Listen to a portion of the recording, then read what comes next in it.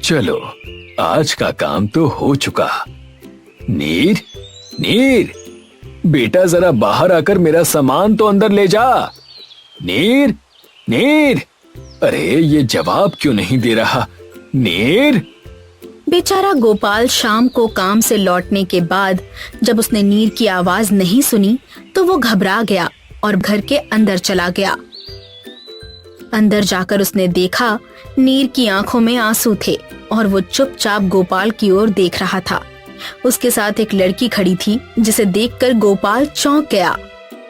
नीर, बेटा नीर, क्या हुआ मेरे बच्चे? और ये कौन है? मेरा नाम निया है। मैं एक जल परी हूँ। क्या? जल परी? लेकिन ये कैसे संभव है? पापा, मैं बताता हूँ। नीर की आवाज की गंभीरता सुनकर गोपाल शांत हो गया और उसकी बातें ध्यान से सुनने लगा। नीर ने उसे सब कुछ बता दिया कि वो कौन है, कहाँ से आया है और उसका असली घर कौन सा है। ये सब सुनकर गोपाल घबरा गया और बहुत भावुक हो गया। क्या तुम एटलांटिस के राजकुमार हो? हाँ, ये सच है पापा, और तुम्हें कुछ भी कहने की जरूरत नहीं है। मैं जानता हूँ कि अब तुम्हारी जरूरत वहां ज्यादा है, जो कि तुम्हारा असली घर है। जिस पल मैंने तुम्हें अपनी गोद में लिया था, तभी मुझे एहसास हो गया था कि एक दिन आएगा जब तुम्हें जाना होगा, और आज वही दिन है। मैं तुम्हें रोकूंगा नहीं। जाओ मेरे बच्चे, अपने घर जाओ और जिसने तुम्हारी जिंदगी तबाह की उसे एक अच्छा सबक सिखाओ। जाओ मेरे बेटे। जी पापा। गोपाल की बात सुनते ही नीर अपने वापसी के सफर पर निकल पड़ा और देखते ही देखते समंदर की लहरों में समा गया। समंदर के मध्य में पहुंचते ही निया ने अपनी जादुई छड़ी से पानी की एक सुरंग बनाई और उस रहस्यमयी सुरंग से कुछ ही पलों में वे दोनों हजारों मील नीचे अटलांटिस पहुंच गए, जहां का नजारा देखकर नीर हैरान और नाराज हो गया। आखिरकार जिसका डर था वही हुआ। शार्क राज ने सब कुछ बदल दिया है। हमारे राज्य का प्रतीक, हमारे लोग, सब कुछ। बरसों बाद अपने घर लौटने के बाद जो दृश्य नीर ने देखा, उसने उसे बेहद मायूस कर दिया था।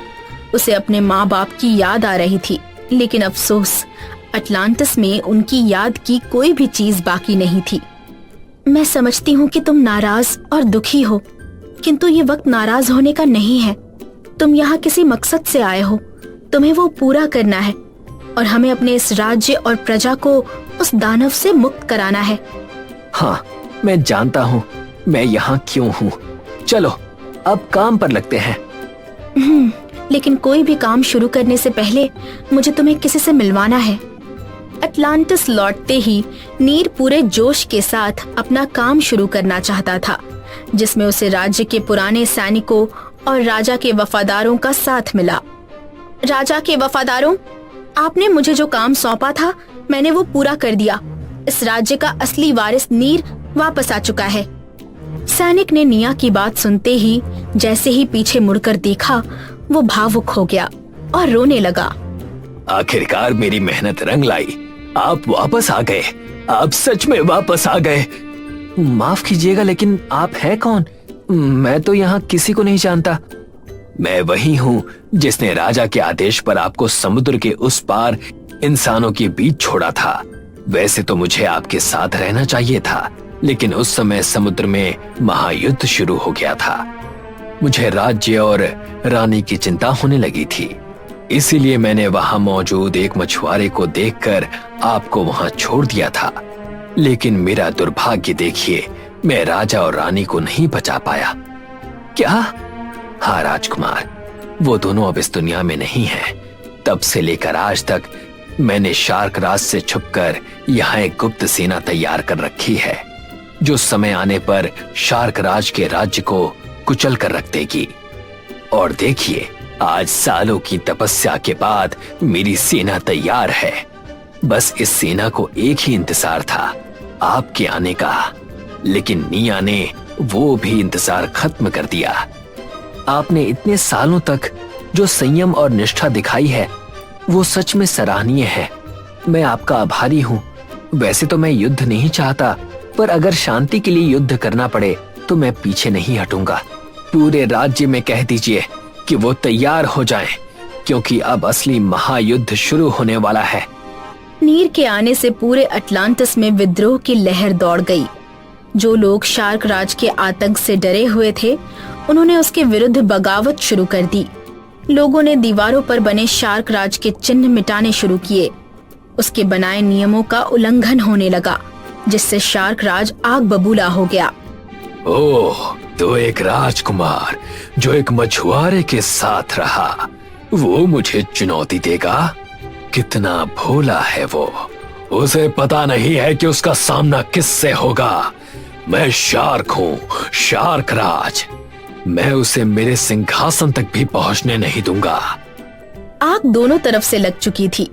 नीर और पुराने सैनिकों ने जल कवच निकाले। सागर तल से छिपे अस्त्र सामने आए। नीर को उसके पूर्वजों का त्रिशूल सौंपा गया, त्रिनेत्र, एक ऐसा शस्त्र जो किसी भी चीज को भेद कर उसके 4 टुकड़े कर सकता था। साथ ही उसकी सेना में बड़े बड़े मत्स्य सेनानी भी शामिल हुए, जैसे कि महाकाय ऑक्टोपस, विशाल कछुए, नील नाग, ऐसे पुराने लेकिन सबसे ताकतवर आप भी। वो सब नीर के साथ थे, जिनके सामने शार्क राज का टिकना नामुमकिन था। और देखते ही देखते युद्ध का दिन आ गया। महायुद्ध अटलांटिस के ठीक बाहर नीलसर नामक मैदान पर हुआ, जहां जल की धाराएं आपस में टकराती थीं। शार्क राज और नीर आमने सामने सेना के साथ खड़े थे। आखिरकार हम एक दूसरे के सामने आ ही चुके हैं, लेकिन ये युद्ध शुरू होने से पहले मैं आप सभी से ये कहना चाहता हूँ कि ये राज्य मेरा नहीं, हम सबका है। आप सब मेरे हैं और मैं आपका। सदियों से जिस शत्रु ने अपने इस पवित्र राज्य को अपनी क्रूरता से अपवित्र कर दिया था, अब उसके अत्याचारों का जवाब देने का वक्त आ चुका है। इसीलिए साथ रहें और शांति का ये युद्ध शुरू करें। नील के ऐलान करते ही सारे सैनिक एक दूसरे से भिड़ने लगे। शार्क राज ने अपने हजारों सैनिक भेजे, शार्क योद्धा, केकड़ा सेनाएं, किंतु वर्षों की पीड़ा से जूझते लोगों और पुराने सेनानियों के सामने शार्क राज की सेना फीकी पड़ती गई। आखिर ये सब हो क्या रहा है? मेरे सैनिक उस 2 कौड़ी के बच्चे की सेना के सामने हार कैसे सकते हैं? ये नए जमाने का नया मसीहा है शार्क राज। उससे टकराना इतना आसान तो नहीं होगा। दूत की बात सुनकर शार्क राज गुस्से से भर गया। अंततः शार्क राज स्वयं मैदान में उतरा। उसकी आंखों में क्रूरता थी और हाथ में था काल शंख, एक ऐसा शंख जो जल में जहर घोल सकता था। शार्क राज देख रहा था कि नीर अपनी त्रिशूल से दुश्मनों को भेद रहा है, उन पर भारी पड़ रहा है। तभी नीर, तू चाहे जो भी हो, तेरा अंत आज निश्चित है। शार्क राज ने काल शंख बजाना शुरू किया और गजब हो गया। उस काल शंख से नीली जहरीली धाराएं बाहर निकलने लगी और चंद पलों में वो धाराएं समंदर में जहर घोलने लगी, जिसके कारण नीर की सेना कमजोर पड़ने लगी, मरने लगी। किंतु शार्क राज और उसकी सेना पर उस जहर का कोई असर नहीं हुआ। नहीं, ऐसा नहीं हो सकता। तुम हमसे जीत नहीं सकते। शार्क राज नहीं जीत सकता। मैं ऐसा होने नहीं दूंगा।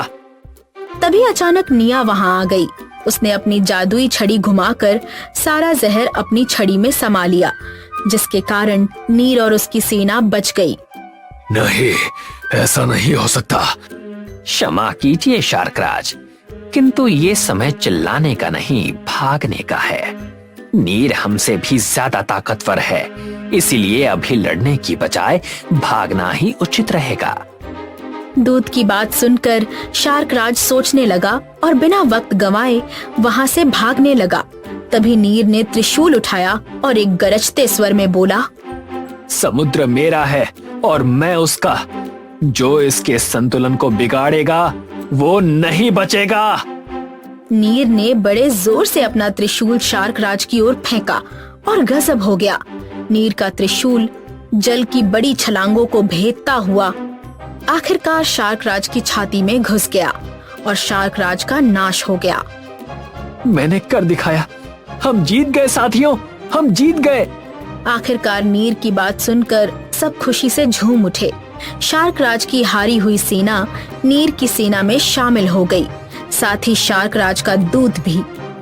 आखिर सदियों का आतंक समाप्त हुआ और अटलांटिस को अपना असली वारिस मिल गया।